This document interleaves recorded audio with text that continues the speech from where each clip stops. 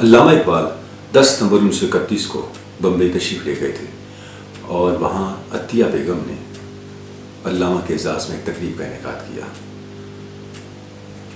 وہاں علامہ سے گفتگو کرنے کا بھی کہا گیا. علامہ نے اپنی بہت مختصر وہاں گفتگو کی اور اپنا ایک شعر پڑھا.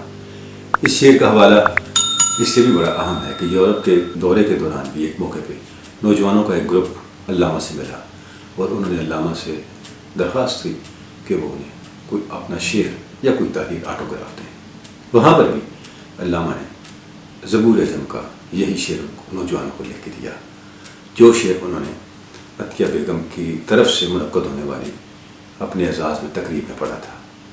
علامہ نے لکھا چناں بزی اگر مرگے ماں است مرگے تبام خدا ذکر دے خود شرمسار تر کردت. اس طرح زندہ رہو، اس طرح زندگی گزارو کہ جب ہمیں اللہ کی طرف سے موت آئے اور ہماری موت مرگ دوام ہو تو اللہ یہ فرمائے یہ ایسا شخص تھا، اسے زندہ رہنا چاہیے تھا، اسے مرنا نہیں چاہیے.